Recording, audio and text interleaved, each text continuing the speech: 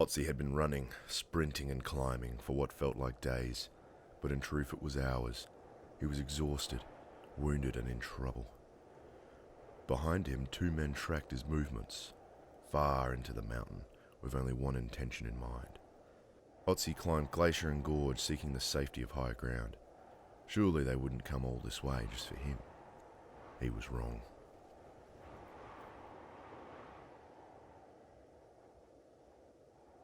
The attackers first located him at the popular hunting spot that was situated at the bottom of the valley, a spot shared by all local nomadic tribes.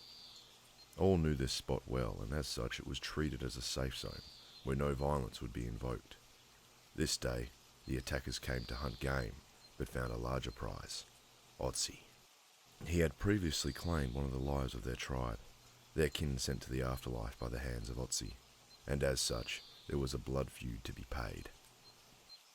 The two stalkers sat patiently in the raining valley. They knew their quarry well and waited for the kill shot. Soon enough it would come.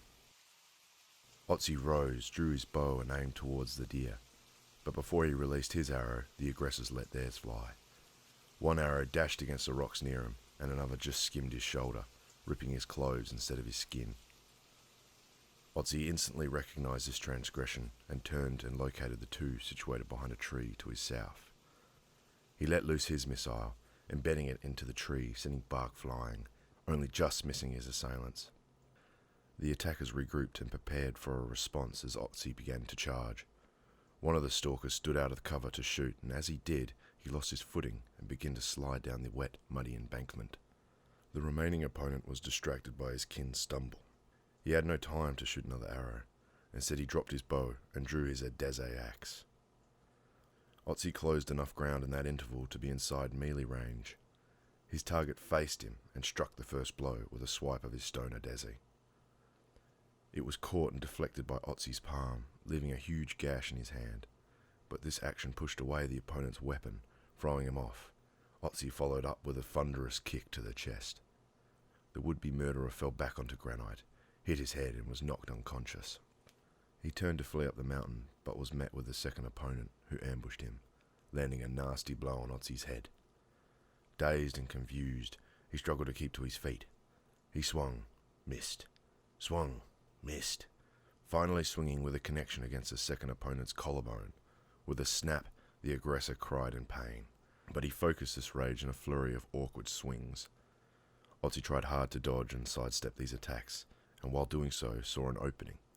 He swung to the assailant's torso, but altered his angle at the last second as to confuse the opponent. His blow smashed into the victim's legs. This disabled the second attacker, and Otzi left to flee up the mountain. Otzi climbed through glacier and gorge, each step a reassurance of safety, each step fueled by adrenaline, but that too was waning. He was well and truly fatigued. Soon he would have to rest. Despite his efforts, he was still being tracked. He was still prey. He took cover behind a boulder to recuperate, while a light snowfall blanketed him. Hidden, he grabbed moss from his satchel, using it as a gauze to staunch the blood oozing from his palm. He was forced to stop his panting when the threatening noise of trodden snow came clear behind him. He had no choice. He could not fight. He had to rely on the cover of the falling snow. He shot up as fast as he could muster and made off towards the peak. He spanned only a few meters before he felt a thud cascade through his body. Feeling a piercing pain in his back, he fell face forward into the snow. The attackers approached their quarry with apprehension. Upon reaching the corpse, they gave it a kick for good measure. Otzi moaned and groaned, but he was finished. One of the murderers tried to retrieve the protruding arrow, but as he yanked, the arrowhead broke and the shaft came loose. He tossed the shaft aside and immediately dove into Otzi's satchel, pulling a small carved bird statue from its contents. The assailants both looked upon this statue, embraced one another, and became solemn. This was the totem of their fallen tribe member, who Otzi defeated.